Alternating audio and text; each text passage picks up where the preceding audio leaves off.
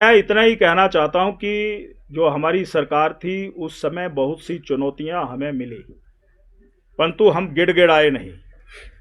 और पूरे मुल्क को, पूरी दुनिया को अगर कोविड ने घेरा था, तो मैं ये कहना चाहता हूँ कि उस समय जान माल की रक्षा सुरक्षा देश के लोगों को मिलनी चाहिए थी। निःशुल्क जो है कोविड वैक्सीनेशन का काम वासुदेव कुटुंबकम के रूप में हिंदुस्तान की सरकार श्री नरेंद्र मोदी जी ने 100 से अधिक देशों को वो वैक्सीनेट किया गया।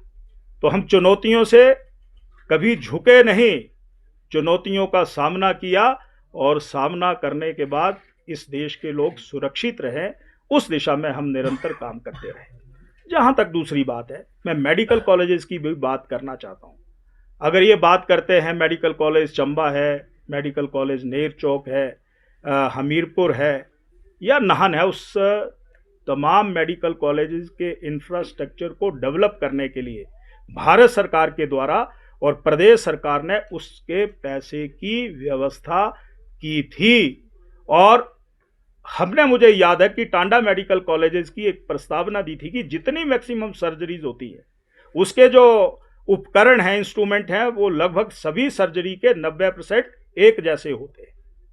तो सरकार की ओर से उसकी ओर ध्यान नहीं दिया जा रहा है। एक बेड के ऊपर 3-3 बीमार हैं, उसके ऊपर ध्यान नहीं दिया जा रहा है। तो इंफ्रास्ट्रक्चर डेवलपमेंट के साथ साथ मेडिकल इक्विपमेंट और हिम केयर योजना के माध्यम से, आयुष्मान योजना के माध्यम से गरीब की जेब में डाका ना पड़े। और उस आर्थिक सर्वेक्षण में तो यह भी कहा गया है कि 14% से अधिक बीमारों को अपनी जेब पर बोझ डालने के बाद उपचार करवाना पड़ रहा है। हमने सहारा योजना दी, हमने मुख्यमंत्री स्वास्थ्य सहायता कोष दिया। तो ये योजनाएं हमारे समय की हैं, ये मैं आपके ध्यान में लाना चाहता हूं। कहना चाहता हूं कि ई टेंडरिंग की प्रक्रिया अगर आपने फॉलो की, तो उस ई टेंडरिंग की प्रक्रिया में अगर एक कंपनी कहीं कोर्ट में चली जाती है और कोर्ट, माननीय कोर्ट ये आदेश देता है कि ये सरकार का एकाधिकार है कि वो फैसला करे, तो उसमें सरकार को ये देखना चाहिए था कि अगर 5 करोड़ की और 30 करोड़ में अगर 4 और 5 मशीनें आ सकती हैं, तो वो क्यों नहीं खरीदी गई। इसमें भ्रष्टाचार की बू नजर आ रही है। और दूसरा, मैं ये भी कहना चाहता हूं कि ये जो रोबोट्स हैं, ये रोबोट जो हैं हिंदुस्तान के 100 से अधिक मेडिकल कॉलेजेस, यूनिवर्सिटी में लगाए गए हैं और विदेशों में भी ये रोबोट पहुंचे हैं, इंडियन मेड, मेक इंडिया के नाम से। तो ये मैं कहना चाहता हूं। इसलिए माननीय इस विधानसभा के सदन में तथ्यों को छुपाया जा रहा है और बताया नहीं जा रहा है। प्रदेश की संपदा के ऊपर या प्रदेश में इस प्रकार की जो परचेजिंग है उसके ऊपर प्रश्न चिन्ह पैदा हो रहे हैं। और एक गवर्नमेंट का एक सिस्टम है जेम, उस जेम में भी सरकारी परचेजिंग होती है। आप क्यों नहीं गए जेम में? उसमें प्रदेश, union territory, medical colleges, Bharat सरकार मेडिकल इक्विपमेंट जो है टेंडर के रूप में, L1 के रूप में परचेज करती है। तो क्यों नहीं गए, ये मैं कहना चाहता हूं। इसलिए मुझे जो लगा वो मैंने आपके सामने सारी बात यहाँ पर रखने की कोशिश की है। और मुझे पूर्ण आशा है कि आपके चैनल्स के माध्यम से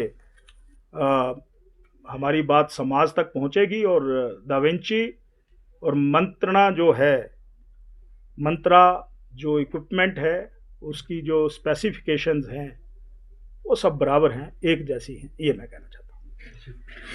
कुल आज रोबोटिक मशीन या रोबोटिक मशीन से जो सर्जरीज होती हैं उनके ऊपर आज विधानसभा में प्रश्न लगा था। और इस प्रश्न के उत्तर में मैं यही कहना चाहता हूं कि सरकार की ओर से जो हम छुपे हुए तथ्यों के बारे में जानकारी प्राप्त करना चाहते थे, वो जानकारियां माननीय सदन के द्वारा हमें नहीं मिली।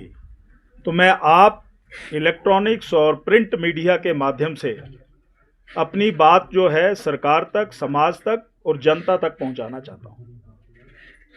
पिछले कुछ एक महीनों से या सालों से मैं ये कह सकता हूँ कि सरकार हाई एंड हेल्थ टेक्नोलॉजी की बात कर रही है और हिमाचल प्रदेश में रोबोट ऐसा करके मशीन्स लगभग 5 स्थानों पर लगाए जाएंगे। सर्वप्रथम टांडा, चमियाना, नेरचौक, हमीरपुर और अन्य मेडिकल कॉलेजेस में ये स्थापित किए जाएंगे। परंतु इसके बारे में बहुत से प्रश्न हैं। यानी ऐसा लगभग 2 स्थानों पर टेंडर, 2 मेडिकल कॉलेज पर टेंडर और 5 स्थानों पर लगाए जा रहे हैं। और कौन सी कंपनी? मुझे यह भी बताया गया है कि ई टेंडरिंग के माध्यम से दाविंची अमेरिकन कंपनी को यह टेंडर दिया गया है, जिसकी कुल कॉस्ट जो है लगभग 28 करोड़ है। हिमाचल प्रदेश, यहां पर हाई एंड मेडिकल सुविधा मिलनी चाहिए, परंतु जो प्रदेश कर्ज में डूबा हुआ है, जहां पर लेप्रोस्कोपिक सर्जरी के माध्यम से, चाहे वो यूरोलॉजी की सर्जरी हो, चाहे गायनी की सर्जरी हो, चाहे अन्य सर्जरीज हो, वो 20 और 25 हजार में उपचार करवाने के बाद बीमार व्यक्ति ठीक होकर के घर चला जाता है। जबकि जो मुझे सूचना मिली है वो मैं कहना चाहता हूं कि टांडा और चमियाना में जो ये रोबोट्स के माध्यम से सर्जरीज हो रही है, चाहे वो यूरोलॉजी की सर्जरी है, गायनी की सर्जरी है या अन्य सर्जरीज हैं, वहां पर लगभग अनुमानित 1.5 लाख रुपया हर सर्जरी के ऊपर खर्च हो रहा है। 1.5 लाख रुपया। और सरकार से हमने ये भी जानना चाहा कि क्या इसमें हिमकेयर और आयुष्मान कार्ड कवर होता है। कहा गया कि इसमें कवर नहीं होता है।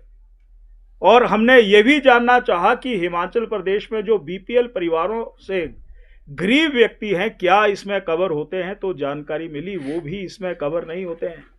तो ये जो रोबोट के माध्यम से सर्जरीज होंगी, क्या ये उन संपन्न परिवार या लोगों को सर्जरी दी जाएगी जो अपना उपचार हिमाचल प्रदेश से बाहर भी करवाते हैं।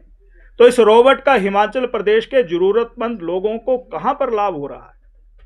इसलिए इन तमाम तथ्यों को सरकार, मुख्यमंत्री, स्वास्थ्य मंत्री छुपाने की कोशिश कर रहे हैं।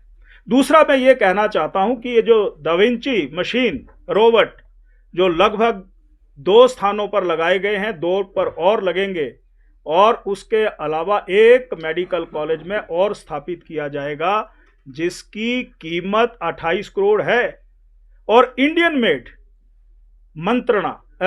मेड जो मंत्रा है, हाई टेक्नोलॉजी एंड वाली इंडियन मेड, जो हिंदुस्तान के लगभग 100 से अधिक मेडिकल कॉलेजेस या संस्थानों में लगाए गए हैं, अब्रॉड भी लगाए गए हैं, उसके बारे में सरकार ने, जिसका यह जिक्र किया गया कि कुछ कंपनियां हाई कोर्ट में गई और माननीय हाई कोर्ट ने आदेश दिए कि यह सरकार का एकाधिकार है कि वो किस कंपनी को पैरामीटर्स को ध्यान में रखते हुए ये टेंडर अवार्ड करे।